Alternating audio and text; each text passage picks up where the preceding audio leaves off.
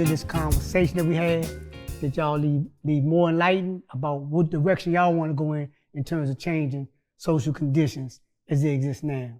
As she said, my government name is Charles Hopkins. I go by the name of Mansa Musa. I did, prior to getting out in December the 5th, 2019, I did 48 years in prison. Prior to going to prison, I was a heroin addict, a petty criminal, and that's what got me in prison. I went in I went in 72, and during the 70s was a tumultuous time in this country. You had Kent State, you had Attica, you had Puerto Rican nationalists taking over the hospital in Bronx. You had the rise of the Black Panther Party in terms of become one of the most formidable fighting formations in this country. So you had a lot going on in society, but more important, the number one thing you had going on in society during that time that caused every sector in society was the war in Vietnam. Everywhere you look, you had protests about the war in Vietnam. And you talking about every day, somewhere in this country, 75,000, 10,000, 15,000 people was coming out protesting the war in Vietnam. And the establishment's response was to suppress the movement, to suppress the war in Vietnam. Anybody who was anti-war, their attitude was suppress it. And what got people in an uproar about it was when the media started showing them bringing back United States citizens' bodies. And the coffins they was bringing back, they was bringing them back in numbers. So society started looking and said, well, like, this is not a good thing because a lot of people dying. And in my neighborhood, I lived in projects in Southeast. My brother in 68, back then the way they had the draft was, it was like the lottery. Literally, that's what it was. They had balls that rolled up and your number came up, A1, A1. In my neighborhood, in the projects of Southeast, my brother graduated in 68. In 68, everybody that graduated from high school, the men, was gone to Vietnam. So this shaped the attitude of the country. But more importantly, a lot of people that were coming back from the war in Vietnam was radicalized. And because they experienced a lot of segregation, a lot of classes in the military. A lot of them came back and joined the Black Panther Party. During that period, the Black Panther Party was, according to Hoover, the number one threat in the country. So the response to them being the number one threat in the country was to eradicate them. Assassination, they killed Fred Hampton, assassinated Fred Hampton. Little Bobby Hutton, they assassinated him. And they locked up a lot of Panthers. That's how I became a Panther, because they locked up a Panther named Eddie Conway, Marshall Eddie Conway.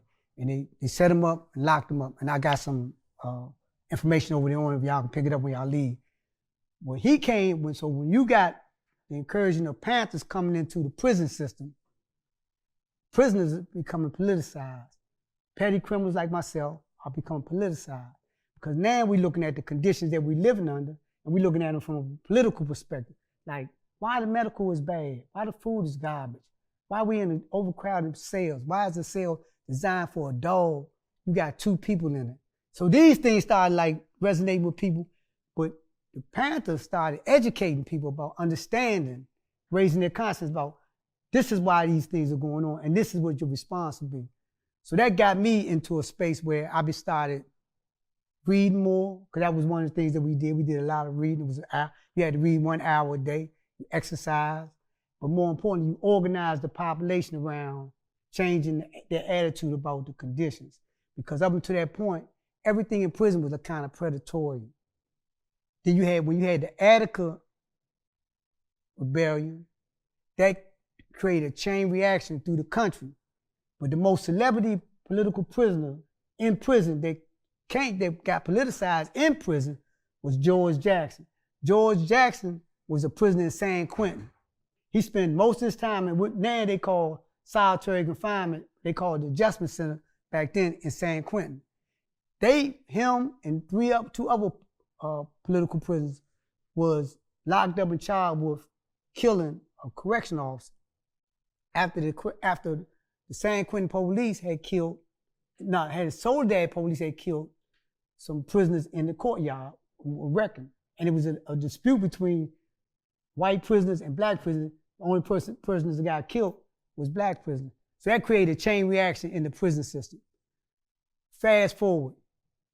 So this became my incursion into the political apparatus in prison. While in prison, and some of the things I did in prison, my whole thinking back then was, when I was in prison, was I didn't want to die in prison. I had life and I didn't want to die in prison. So I would probably go down in the World Book of Guinness for the most failed attempt escapes ever. And if I would sit back here and go back over some of the things I did, it would be kind of comical. But in my mind, I did not want to die. I could have died I could walk, literally come out on the other side of the fence and fall out and be dead. As long as I didn't die in prison. It was just a thing about being a captive. In 2001, a case came out in the Maryland system called Merle Unger versus State. They said anyone locked up between 1970 and 1980 was entitled to a new trial. So I was entitled to a new trial because the way they was giving the jury instructions. So at that time, everybody getting ready to come out. Eddie Conway was on his way out. So everybody's coming out. Now, we did a lot of organizing in prison. We had organized political education classes. We had organized forums where we had a thing where they say, to say your own words. We brought political leaders in, radicals in, to talk about, had books that they had a political discussion in a forum much like this. And it changed the whole prison population thinking about the way they thought about themselves and the way they thought about themselves in relation to society. So all of us coming out now. And when I got out December the 5th of 2019. They gave me $50 and let me out in Baltimore City. I'm from Washington, D.C. And let me out in Baltimore City. And I'm standing there with $50. I don't know nothing. I don't know how to use a cell phone. I don't know how to get on the bus. I don't know how to get from one corner. I know the area because the area is the prison, where the prison was at, where I lived at all my life. So I know the street name. I know this is Greenmount. I know this is Madison. I know the street, I know these streets. But I never seen. That's like me knowing somewhere I read something in Paris. I know the name of the street, but put me there and I wouldn't know what to do. So this is the situation I found myself in. And I didn't know what my family knew I was coming out, but I didn't know whether they knew this particular time. So I got $50, so I see somebody come with a cell phone. I'm like, look, can I use, he said, no, I'm getting ready to get on the bus. So it was an elderly woman coming off. I said, look, miss, I was locked for 48 years. I got $50, you can get 25 of them. I just need you to call this number and tell my people. And I heard somebody call me from the side of my family. Now I'm out. While I'm out December the 5th of 2019. What was a major event that came right in that period? COVID. So now I'm out in society, but really I'm back in prison because the whole country was locked down. So for most people, it was like it was a discomfort. For me, I was like, oh, this is all right. I can walk, I'm like basically walking like I'm walking in, I'm coming back in. I'm not, it's not a whole lot going on. So, and I'm working out and, people, dealing with each other from afar. You see the same people, everybody, like I see you, your group, and we start having like a distant social relationship. Like, hey, how y'all doing? How you doing? And keep it moving, right? After I got out and when COVID peaked out, I was doing some organizing in Gilmore Projects in Baltimore. And backstory on that, we took a house in Gilmore Projects, and which is exactly what it is, Gilmore and their projects, real notorious. So we took a house. We found out it was city property. We took it, renovated, and made it community property. And we started doing stuff for the kids. You know, because Eddie Conway's attitude like this, he's like, kids don't have no light in their face. They like, you know, it's real dull. And so we started doing Easter egg hunts, showing movies on the wall, you know, doing all kind of activities, gardening, to get the kids to be kids. And we took it. And when we took it, we say, like, we taking this house. We put the city on, we had, you know, press conference. Yeah, we took this house. We doing this for the community. Y'all got a problem with that. Y'all come down here and tell the community that they can't have this house. So the city pretty much like, whatever. We ain't going down there and mess with them people. So we gave out coats. So this is our organizing. See, our organizing method was, you meet people with their needs, you meet people's needs. So it's not only about giving out food and giving clothing, it's about having a political education environment where you can teach people how to, you know, you got the analogy of Jesus saying, like, teach people how to fish, right? Okay, I already know how to fish. They tell me how to survive, tell me how to store, tell me how to build, tell me how to build out. So this is the things that we was doing. And we would put ourselves in a position, we would network with legal organizations if people had issues with their rent. And we know it was a slumlord environment. Then we would educate people about, this is how you get your rights recognized, all right?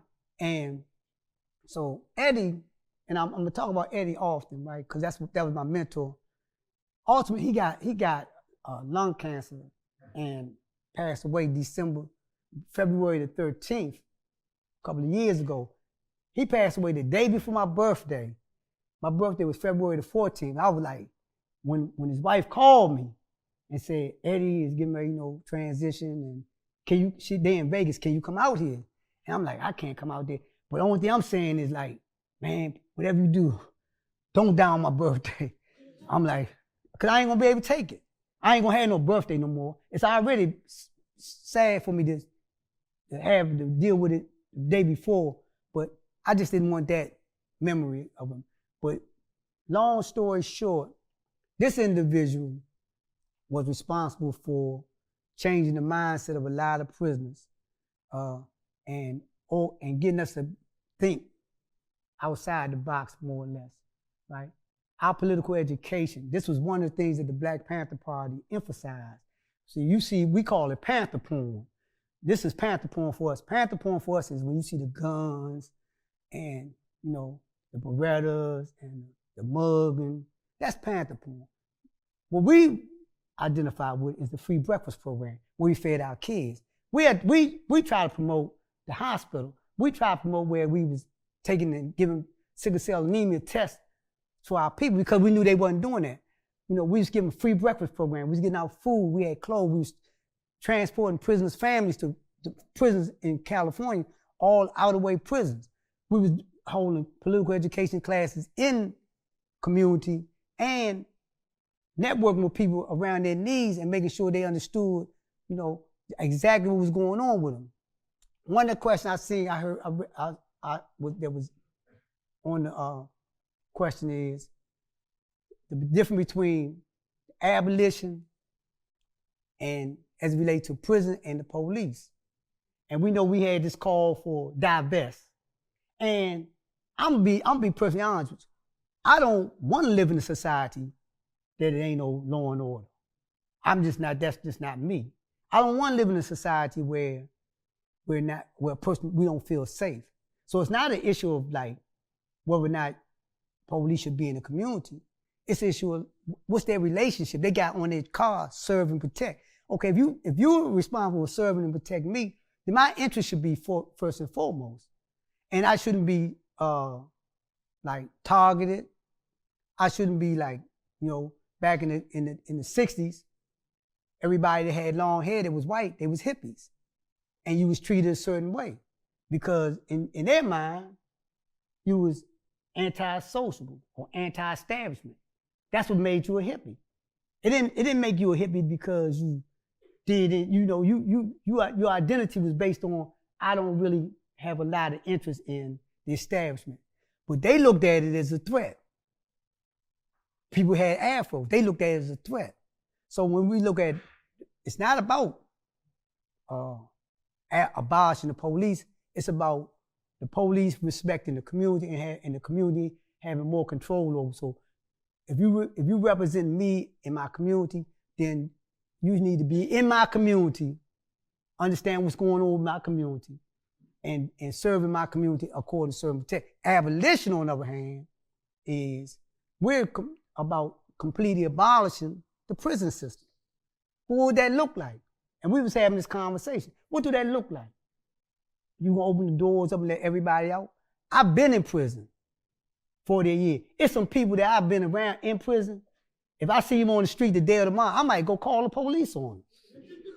Because I know that's how, their thinking is. But at the same token, in a civil society, we have an obligation to help people. So, and that's what we should be doing. People have been traumatized, and trauma becoming vogue now. Everybody like, oh, trauma experience. So trauma becoming vogue, but people have been traumatized and have not been treated for their trauma. So they dial down on it, and that become the norm. So we need to be in a society where we're healing people.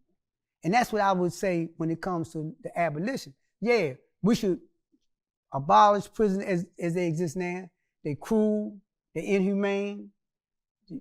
You got the guards in Rikers Island talking about protesting and walkout, wildcat strike, because they saying that the elimination of solitary confinement is a threat to them. How is it a threat to you that you put me in a cell for 3 years on end, bring my meal to me, and say that if you eliminate this right here, me as a worker is going to be threatened by that not existing? How's that? That don't even make sense. But this is the attitude that you have when it comes to the prison industrial complex. The prison industrial complex is very profitable. The prison industrial complex became like an industry in and of itself. Every aspect of it has been privatized. The telephone's been privatized. The medical been privatized. The clothing been privatized. So you got a private entity saying, I'll make all the clothes for prisons. You got no private entity saying, I want the telephone contract for all prisons. You got another company saying, I want to be responsible for making the beds, the metal and all that, which leads me to Maryland Correction Enterprise. Maryland Correction Enterprise is one of the entities that does this. There's a private corporation that has preferential bidding rights on anything that's being done in Maryland. I'm not going to say these chairs, but I'm going to say any of them tags that's on your car, that's Maryland, is Maryland Enterprise. I press tags, so I know that to be a fact. A lot of the desks that you, in your classroom, come from Maryland Correction Enterprise. So what they giving us? They gave us 90 cents a day, and you get a bonus. Now you get the bonus based on how much you produce. So everybody so now you trying to get, okay, I'm trying to get like $90 a month. I'm just started. So somebody been there for a while might be getting $2 a day and some. We pressing tags like till your elbows was on fire because you trying to make as much money as you possibly can. You trying to produce many tags you possibly can to make money. Well, they getting billions, they getting millions of dollars from the labor. So when I just recently did an interview with a state senator about that, because he had put a bill in, and I was asking him about it. And then I asked him, I said, okay, prisoners gonna want to work. The incentive for prisoners to work is, in the Maryland prison system, you get 5 days off your sentence when you come through the door, right? Then if you get a job, there's some jobs got give you 10 days off. So that's 10 days less that you do in a month. Everybody trying to get in them kind of jobs where you getting less days. So it's not a matter I don't want to work. And it's not a matter like I like the work that I'm doing. I'm just, the incentive for me to work is really the reduction in my time in prison. So I asked the state senators, I say, listen, I say, would it be better if, okay, everybody gonna want to work. Wouldn't it be better if you try to get a bill passed to say that everybody get minimum wage, that they be able to pay in their Social Security, they'd be able to pay taxes, and they'd be able to acquire some money. Wouldn't that be the better approach? Because prison's going to work.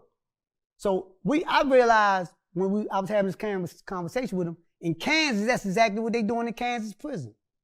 They got guys that's in Kansas prison saved up to $75,000. They got long term, they're not going nowhere, but they've been able to have an impact on their family and have a sense of responsibility. So another question that came up was, that I was thinking about is, what would be y'all response? What would I say to y'all in terms of what I think that y'all should be looking at? And I'm not here to lecture you, but this is for when we look at colleges and as they relate to the struggle. The majority of people that resisted in the 70s, 60s, they came out of school, they came out of college. You had Angela Davis. You had Huey Newton, Bobby Seals. They came out, they was in college. The Kent State, this was a college. They got rid of Angela Davis because she was teaching on campus because of her politics. So college has always been a place where you have a propensity to like be organized or start questioning things and start developing ideas about it. Looking at what's going on in society today, in the country and around the world, we're in a time right now where, I don't know how many of y'all read George Orwell, 1984, but we're in like a George Orwellian type of society. And free speech, yeah, it's only if you're talking about a subject matter that is not contrary to capitalism. And then you got the right to free speech, but then you don't have the right to be heard. So then you got who got control of the media. So right now, getting our voice out or taking a position, and you take a position, you being anti. So therefore, I'm gonna take your grant, or I'm gonna take your scholarship. I only got but like one more semester to graduate. Hey, so what? And I'm gonna blackball you, or better still, I'm gonna snowball you and put you in an environment where you ain't gonna be able to get a job at McDonald's. Why? Because I'm trying to control your thinking and make sure that you don't be organizing in a manner that's gonna be against anything that we're doing. We're getting a lot of information coming out. And a lot of people is like hysterical.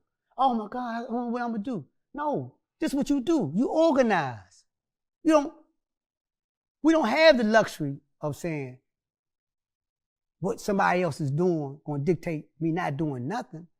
We should be in the mindset that regardless of what you're doing, I have a right. This is what they say, to life, liberty, and the pursuit of happiness. I have a right to life, liberty, and the pursuit of happiness. I have a right. If I want to be transgender, I have a right. I have a right to that. I don't have, your morality is not going to determine what I do with myself. We was just getting ready to do a thing on transgender prisoners. They didn't have their biology changed. Your biology changed. According to law, you went to court and got an operation. They took you out of a female prison and put you in a male prison because they say that biology aside, you was born a male. Not what you are now. And rounded them up and took them to male prison.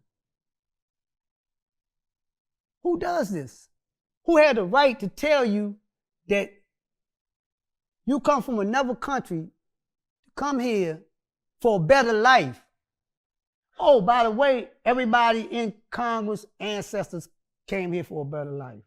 So I know they shouldn't have no issue with that, because they wouldn't be where they at right now if the Statue of Liberty would say, hell no. So we passed that. But everybody, I ain't talking about the people that they brought here, the people that was here before them, the indigenous people who said, hey, everybody get the hell out. We got, because this is our, no. But you're going to say that you create this false narrative that people of color from another country is creating all the crime in this country. Therefore, we're going to round you all up. Kind of sound like something they did with the Japanese, you know, when they put them in internment camps, right? When they say, like, these are people that was fighting for this country. These are United States citizens that was fighting in this country. They round them up, put them in internment camps because you're Japanese and we're fighting Japan. So your loyalty can't be with us. Your loyalty got to be with them, or we just don't care one way or the other. It sounds like kind of like that. But the point I'm making is we don't have the luxury to sit back and like allow the hysteria that's going on in this country around some fools to make us say, I'm not going to do nothing, or get into a position where I'm just, you know, I don't know what to do. I'm giving up. No. Resistance is possible. It starts with education. It starts with political education. It starts with understanding the history. Lenin said that imperialism is the highest form of capitalism. We're seeing imperialism. We're seeing the imperialism taking shape. So a lot of this is based on the capitalist drive for greed. It's about greed. A lot of this. When you talk about taking a country and say, oh, we're going to take the Gaza and turn it into Disneyland. And what you going to do with the people? Hey, we already bombed them into oblivion, so they be glad to work, you know, they be glad to put on Donald Duck suits and Mickey Mouse hats and get some money. That's your reality. Their reality is, I just want to live a human life. That's my reality. My reality, I just want to live human. I don't have no problem with nobody. I just want to be human and treated like a human. But when you say something like that, or you anti, and you can't, you know, no, you ain't got the right to say nothing like that. And if you say it on campus, and you try to get them to take a position on campus, their masters, who they invest with, corporate America, gonna tell them, say no. And Congress gonna say, oh, any money we gave you, we taking it back. So the money, monetary, is more important than people's lives. That's our reality. So as we move forward, my message to y'all is don't settle for mediocrity. Don't settle for nothing less. You know, whatever you thinking that you think should be done, do it. If you think that, but more importantly, in doing it, make sure it is having an impact. Like when you dealing with, like I said, we took that place. We knew that neighborhood. The drug dealers in the neighborhood, this is what they used to say to us. When we come through there, say, hey, it ain't a good time to be down here today. And they give us a warning, like, you know, y'all can't come down here today. And we was good with that because they knew that it was their children that we was creating a safe environment about. They couldn't get out of the grips of their insanity. And we wasn't trying to get them out of it. Our focus was on the community and people. And we feel that if we educated the people enough, if we educated the mothers, the girlfriends, the wives, enough to say, like, y'all deserve to be safe. The people that's not making y'all safe is your boyfriend, your father, and them. Y'all need to talk to them and tell them that y'all making our lives unsafe. All we doing is educating you that you have a right. All we doing is coming down there and telling you that we doing something with your children. We taking your children out of the neighborhood on trips that they never been before. We making them feel like they have some value. We making them feel like, yeah, you can get a hug today and it won't be nothing unusual about it. This is what we was doing. And it had impact. What they wind up doing with that neighborhood, as they did with all of Baltimore, they just decimated. They start tearing down places, boarding up places. So you might be on the block, or you might be in the projects, and you might live in this house. The next 4 houses boarded up, another house, the next 2 houses boarded up. How can you have a sense of community with all that blight?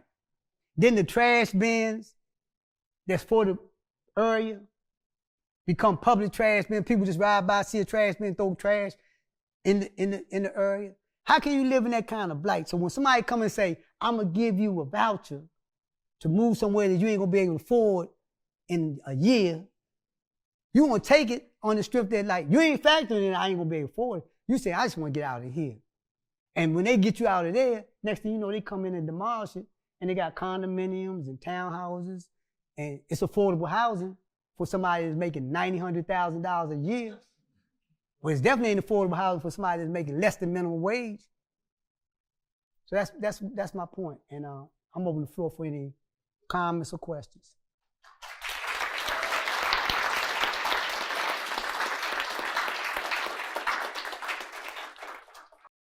I was gonna ask, what can everyday citizens, meaning not politicians, do to like help prisoners?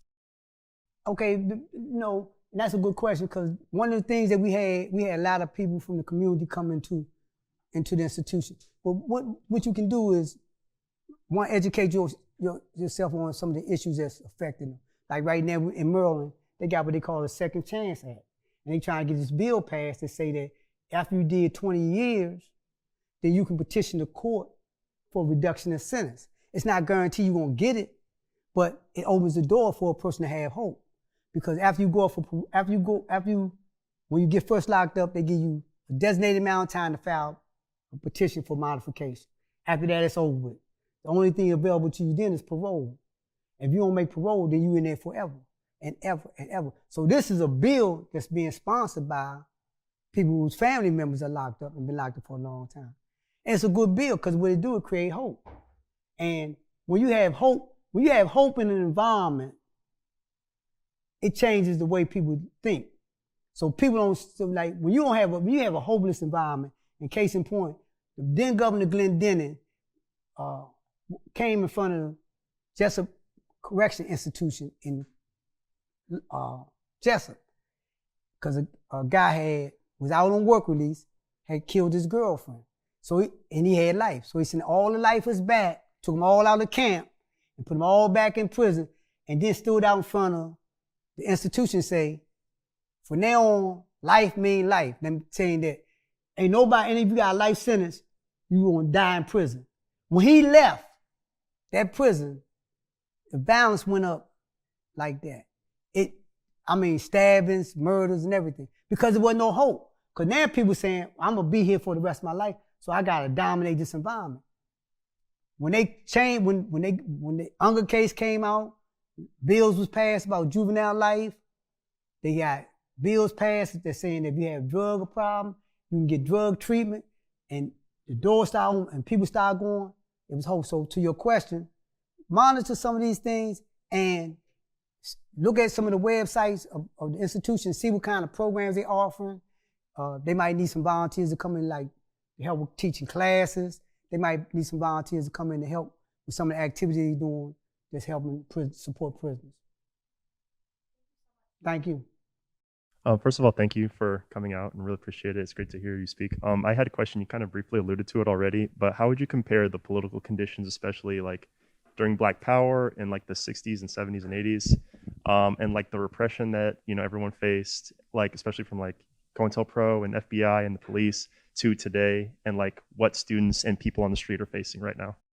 I think that back then, the difference was technology, the internet, where we get our information from, and the AI that's becoming vastly like the thing now. I think the difference is like back then, and Huey Newton made this analysis, what he called intercommunalism. He talked about that at some point in time, technology will become so advanced that we ain't gonna have no more borders, and which we don't, when it comes to information, right? So the difference is that the facets are more advanced, and pluralism is more insidious. Back then, because you had a lot of repression around like class, so black people was being subjected. So you had the war in Vietnam. You had so much going on that it was easy for people to come to find a commonality. So damn, we living in squalor here in Little Puerto Rico and New York. We living in squalor down here in Brooklyn and so on. So we living in what's our common thread? Our common thread is that we're being treated inhuman. So it was easy to come together around organizing, around social conditions. Now, because of so much misinformation and so much control, that it's hard to really get a read on what is real and what's not real. You know, you had the president say that when they gave everybody the ultimatum to give their report by the end, like a report card or something, at the end of the week, and they didn't do it, he said, so when they put the mic in front of his mouth, he said, oh, the reason why they didn't do it is because the people that didn't submit it don't work there anyway. So somebody getting a check in their name. In other words, fraud was the reason why, like you got 100 workers and only 10 people work there, so the other 90 don't exist anyway, so where that money going? Their money going to somebody else's pocket. But that was the narrative he painted. But when he painted the narrative, the media is so dim with it that they, like, you know, it's almost like you ask them a question and it's like, no, you dumb, no, you dumb, no, you dumb, no, you dumb. And here I got a Pulitzer and I'm going back and forth. Oh, stop. I'm not even gonna ask you no more questions. So that's what we've been relegated to. So that's the difference. The difference is, but in terms of our response, I'm gonna give you an example. When them little kids got killed at Sandy Hook Elementary, the children said they gonna do something about it. They ain't asked their parents. They went on social media. They started finding everybody had the same attitude. Next thing you know, they had 40,000 kids that say they're going to Washington. So now I'm telling my mother, I'm going to Washington, whether you go with me or not. So the parents say, oh, we're going to chaperone you. That's how quick they organize. So that's the difference. Our ability to organize is a lot quicker now. So we can organize a lot quicker if we come to a consensus on what we're trying to get done. And our response can be a response of, like, hysteria. We gotta be focused. You know, we gotta really sit back and say, they gonna do what they doing. You know, they gonna do what they doing. So if I'm doing around workers, I got every federal worker. I'm getting with every federal worker. I'm organized. I'm not gonna sit back and say, oh, what they doing? No, organize. You know, you got it right. Organize, get together, organize, bump Congress, bump filing lawsuits, bump them doing whatever they doing. They the problem. Get organized and say, okay, we're gonna organize, we're gonna mobilize. You got midterms coming up. We getting in your ass. In the next presidential election, you don't have to worry about the count. You ain't gonna get but one vote. That's gonna be your vote. That's what you do, organize. But don't we get caught up in this thing like, what Trump, I don't have no problem with him. He is what he is. My problem is making sure that I tell people and organize people and help people get some type of sense of security. So we should be building co-ops, food co-ops. Because food, $99 for a dozen of eggs, you know, we should be building food co-ops. We should be doing things where we really looking to each other to start a network. And on campus, we should be looking at how are we going to take and organize ourselves and into a block where once we decide an issue, then we're going to be enforced to deal with that issue and try to make a difference. Some fights is not a fight worth taking because it's all it's going to do is cause you a loss. So you got to be strategic in your fight. We put a 10-point platform program together for the reason of identifying the social conditions that existed in society as it related to poor and oppressed people. We chose the police because that was the number one issue that was affecting people. But our main thing was feeding our children, medical, housing, and education. Those were the main things we did. So we took over education institutions. That was our main thing. Our main thing wasn't walking around with shotguns and guns. Those was things that we did to protect the community. But our main focus was programs that directly related to serving people's needs. Thank you. You're welcome.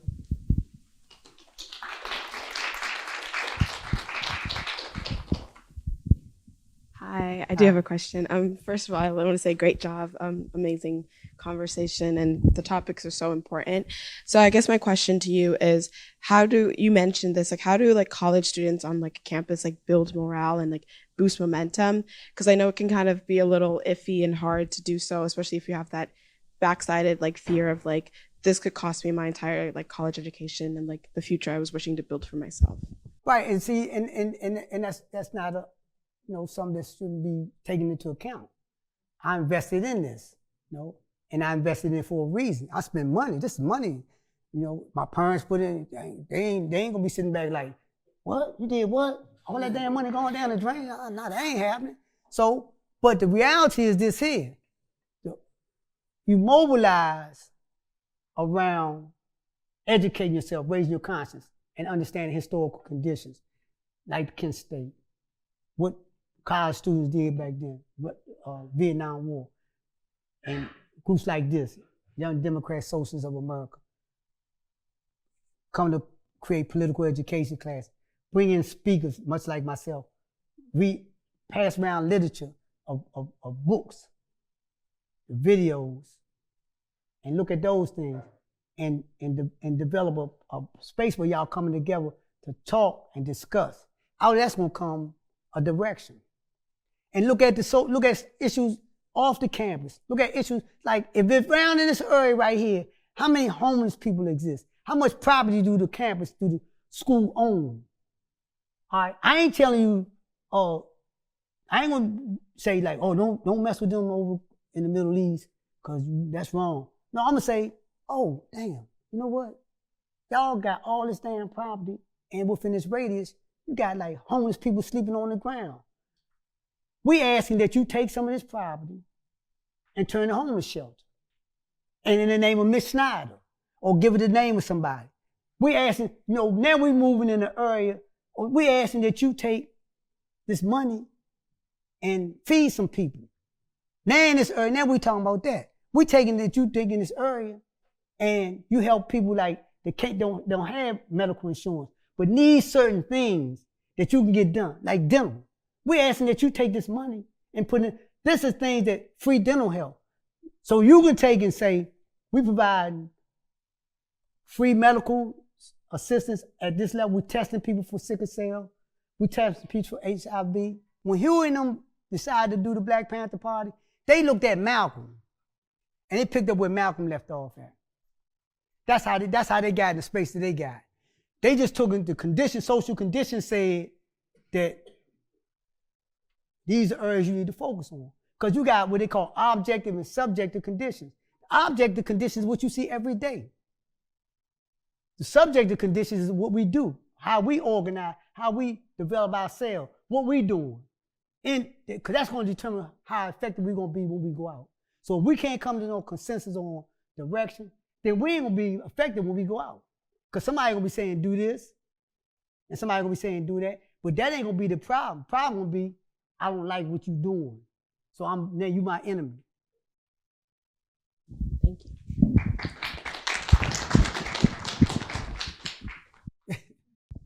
So I think one of the questions was asking about Maryland Correctional Enterprise. So we could talk about that. Yeah. In response to student concerns about Maryland Correctional Enterprises, President Pines said students' concerns is that inmates are underpaid. That's out of our control, and we have to abide by state law. But the other side of the story is that the inmates actually want the employment because it gives them skills. How do we combat this messaging? All right, so the basic thing, and somebody asked earlier, what can you do? It's legislation.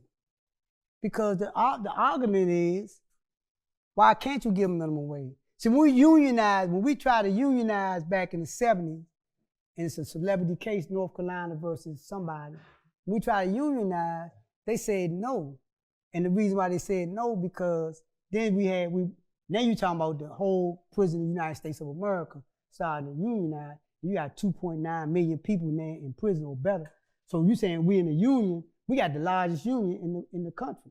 So the issue is legislation and advocating for them prisoners to get minimum wage, a livable wage, no matter how much time you got. That allow for MCE. We're not opposed to them making money. we're opposed to them profiting off of us, and we're not getting the benefit of it. So the issue is, if I left out prison and I had my quarter paid for into Social Security, I had my quarters 3 times over. Now I'm forced to work. I gotta work at least 3 more years or more before I get my quarter. Because when I left the street, I ain't worked like maybe 3 years on and off. But if a person got their quarter while they in, they get minimum wage, or they allowed to save money, they can make a contribution to their family. A lot of guys got locked up, they got children. They could do something for their children.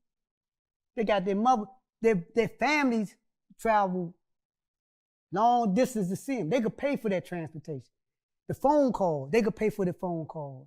So they taking a burden, they be able to take a burden off their family. And it don't cost MCE nothing.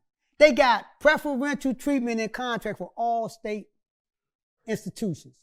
So any institution that's under the state of Maryland, they can do whatever they make. Clothes, the chemicals, signs you see up and down there, they do all that. Tags, all the furniture you see in the state cabinet, all that. They do all that. So yeah, they could do that. That's the alternative. Alternative is for the push legislators to pass a bill that says that prisoners can get minimum wage from any industry, any prison industry. If you hired in the prison industry, then you should be given minimum wage. And they got meat cutting. They do the meats. They do the furniture. They do the laundry for like different hospitals, and they do them tags. Them tags, I'm telling you, that was like I really realized how people feel on the plantation doing them tags. That was like that was labor. So this isn't on the responses, but this is like one of the questions that we thought about. In your previous podcast episode, you interviewed the state senator, and he mentioned the 13th Amendment and the connection between prison labor and slavery. So what do you think are some of the connections between the prison abolition movement and like the historical movement for the abolition of slavery? And that right now, the 13th Amendment says that slavery is legal. Slavery is illegal except for involuntary servitude if you duly convicted of a crime. So if you're duly convicted of a crime, you can be treated as a slave. And the difference between that and the abolition movement back in the historical was the justification. The justification for now is you've been convicted of a crime. Back then, I just kidnapped you, brought you here, and made you work. So the disconnect was, this is inhuman. You taking people and turn them into chattel slaves. Versus, the reason why I can work you from sun up to sundown, you committed a crime. But the reality is, you put that in there so that you could have free labor. All that is a Jim Crow law, black code. It's the same. It's the same in and of itself. It's not no different. You work me in a system. You in some states they don't even pay you at all. South Carolina, they don't even pay you, but they work you. In Louisiana, they still walk. They got police. They got the guards on horses with shotguns, and they out there in the fields.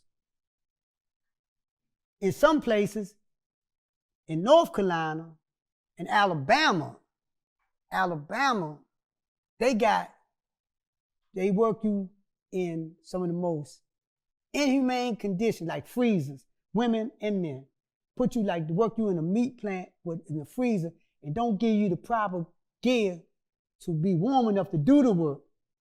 And then if you complain because they use coercion, say, okay, you don't want to work, we're going to take the job from you, transfer you to a prison where now you're going to have to fight your way out. You're going to literally have to go in there, get a knife, and defend yourself. So this is your choice. Go ahead and work in these inhumane conditions or say no and go somewhere and be sent back to a maximum security prison where you had to fight your way out. So now it's no different. Only difference is it's been legislated, it's been legalized under the 13th Amendment. And abolition, in response to abolition, so we've been trying to change the 13th Amendment. We had an attempt in California where they put a bill out to try to get it reversed. And the state went against it. The state was opposed to it. Cause why would I want to stop having free labor? The firefighters in California, they do the same work that the firefighters right beside them. They do the same work, the same identical work. They fighting fire, their lives are in danger. They getting like 90 cents a day, maybe $90 a month. They don't have no 401k, they don't have no retirement plan. And they being treated like everybody else. Oh, go out there and fight the fire. So yeah, in terms of abolition, the abolition movement is to try to change the narrative and get the 13th Amendment taken off out of state constitution. Because a lot of states, they adopted it.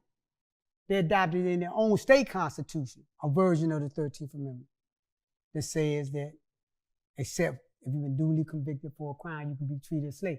If you've been convicted of a crime, you can be treated as a slave. That's basically the bottom line of it. Thank you. So like I saw two questions kind of talking about state repression and like attempts to divide solidarity movements.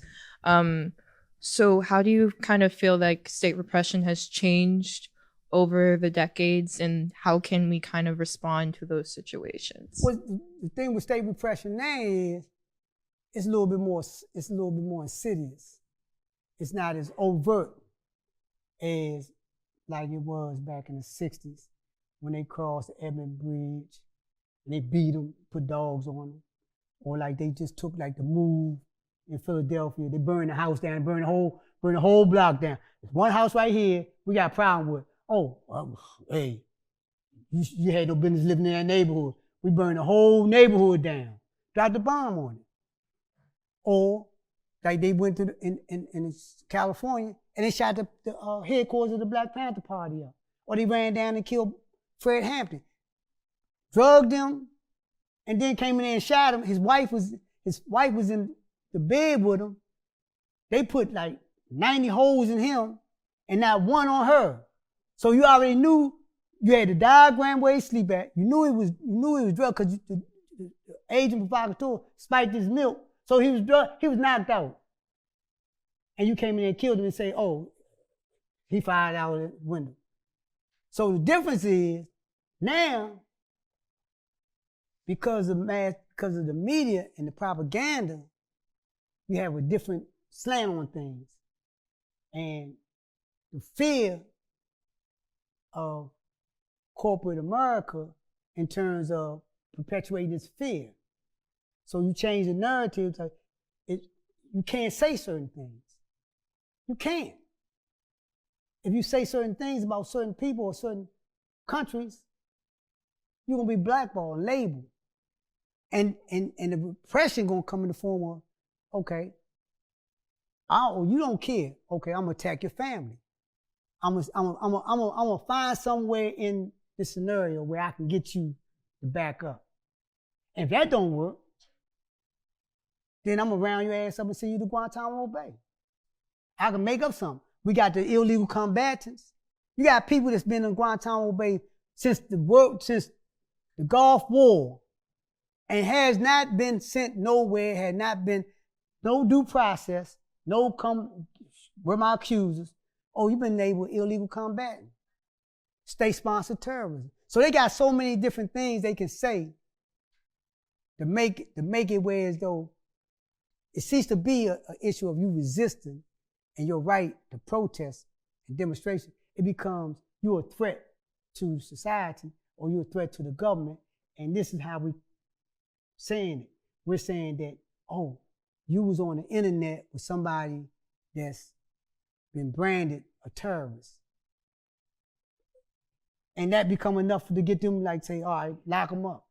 So now the difference is, like when they had COINTELPRO, they was doing all these things and setting people up and killing them. But we knew what was going on, and we made people aware of it. Now, all this misinformation, it's hard to get a read on what's going on. So the response got to be, again, we got to organize ourselves, develop our own information source, and all the misinformation, be prepared to like identify it and put it in the perspective. This is misinformation. And educate people and start educating people on understanding that don't be mindful where you're getting your information from. We're addicted to social media.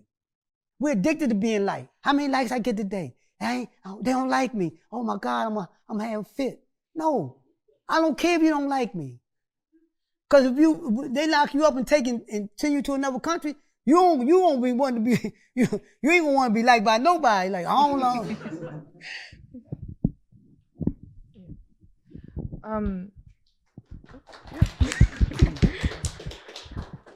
In terms of supporting countries and movements that's fighting for their liberation in the Congo,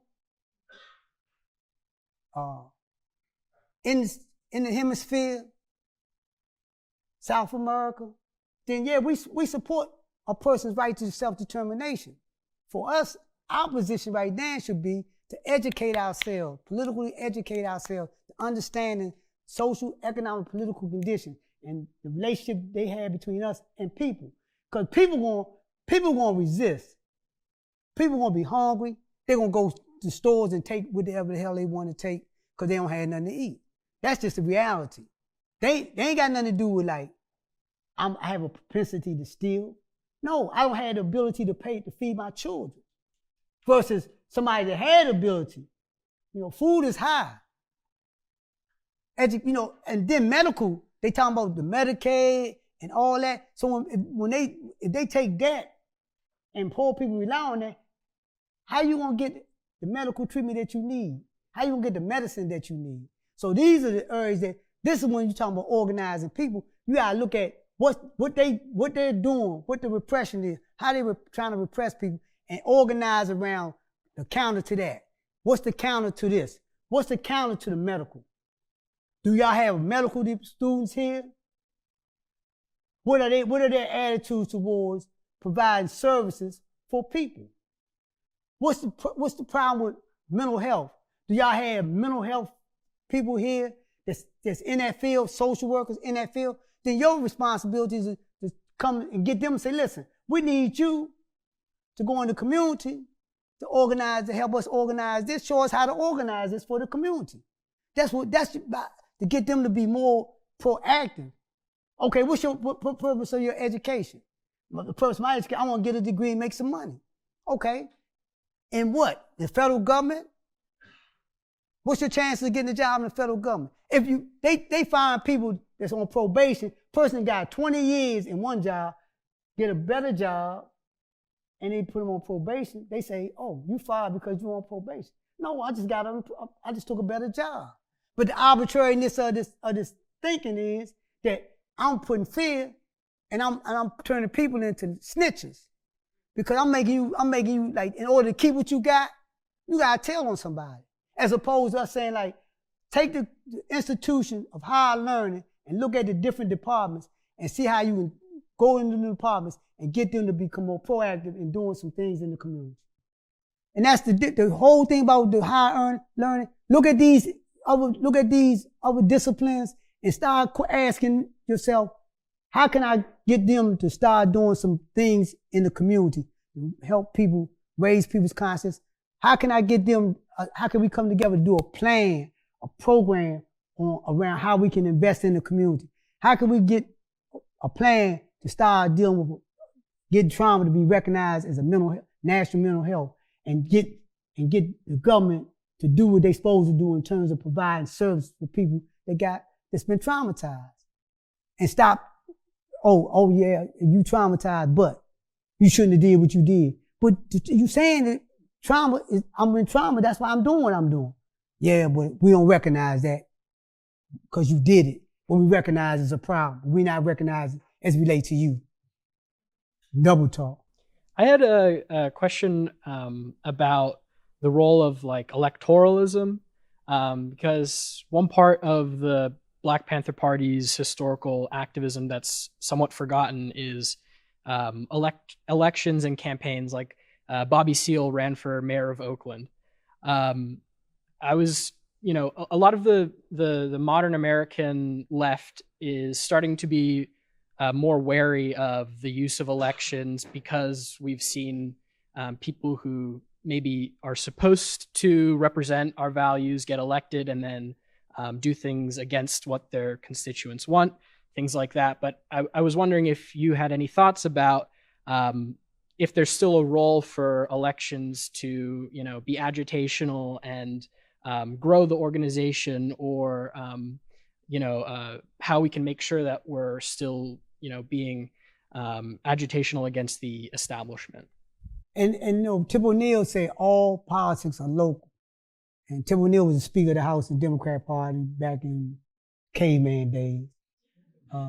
But my position on, and to reflect on what you said about Bobby Seale, so when the party took that position to run Bobby Seale for mayor, we knew that he wasn't going to get elected. But the objective was, this was the ability to mobilize people around, educate them around what this government, what the city government is supposed to do, what your government is supposed to do. So now we on the campaign trail saying, no, the budget is the people's budget, the money is the people's money, the budget got to be like this. If I'm elected, I'm going to do this, and make him respond to it. But then at the same token, we looked at, when we started doing that, I was telling Cameron, coming to the road, we started looking at local elections, our institutions that we elected. And Erica Huggins, who was a member of the Black Panther Party, she ran for the position to be the director of the juvenile services. And when she got in that position, she changed the whole narrative of how they treated the kids. So that was one way we got in there and changed policy. Well, we recognize, though, that in terms of the electoral system, it's no such thing as two parties. It's one party, the capitalist party. That's it, that's all. They knew that this is reality. This is reality we was confronted with. If you know Biden ain't gonna be able to cut the mustard for 2 years, right? Just hypothetical. You know he ain't gonna cut the mustard for 2 years. Why you didn't, in 2 years at the end, they say, listen, the Democrat Party that's responsible for putting all the money up, let's start getting a candidate now. We're gonna have open primaries.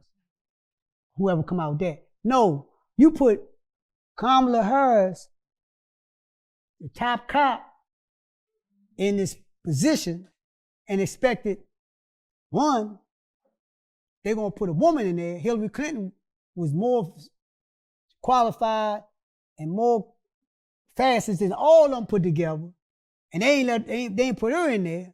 More qualified, she Secretary of State, Senator, her husband, Obama, Biden, Trump, Bush, 1, 2, and 3, more qualified than all of them.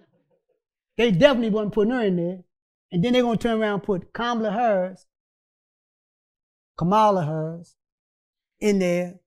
That wasn't happening. So what you did, so it ain't make no difference. Trump, they got somebody come on, I don't know if it's AI generating that, where he's saying that he stole the election. That Elon Musk knew how to work the computers, so that's why I won Pennsylvania. All right, what we did or not? Ain't nobody in their right mind think they won't let this woman get in there. And this is a two-party system, and then y'all, at the 11th hour, y'all got her. So now you putting the press on everybody, donate. And her position was, look, what you gonna do? What you gonna do? So I'm gonna do something, but my thing is, I'm telling y'all, I'm here, this your alternative. Vote for me, don't vote for him. Why? Because y'all gonna look at him.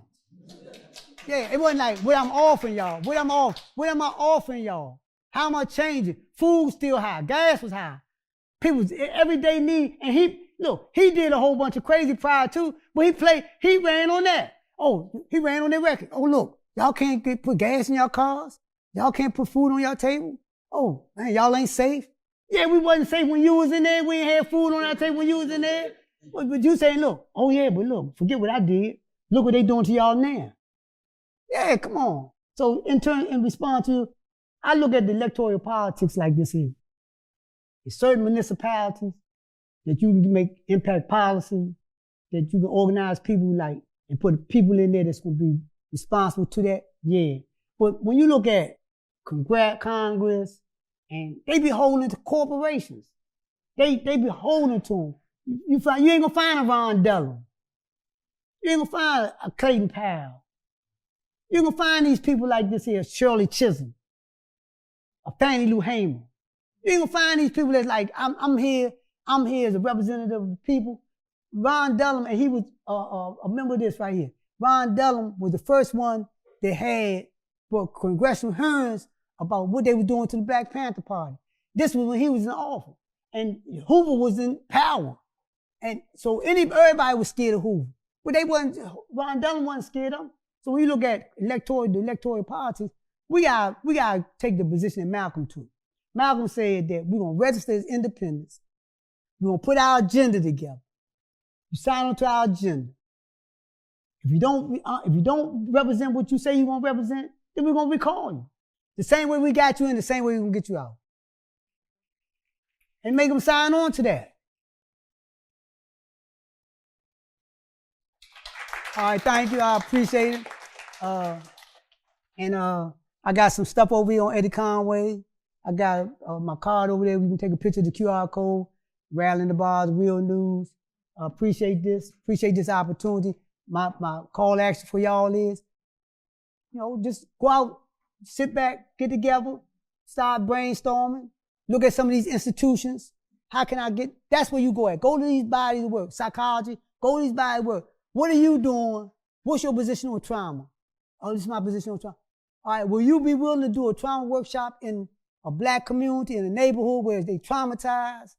Would you be willing to help set that up? Then go out there and find a community where they traumatized, get somebody and say, look, hey, we want to come down here and educate y'all on trauma, but more importantly, we want to get the other part of this institution that we at that's doing wellness, to get them to create a wellness program for y'all to do it. And make the institution pay for it. Yeah, you ain't got to tell them don't invest in somebody. Say, look, invest in this.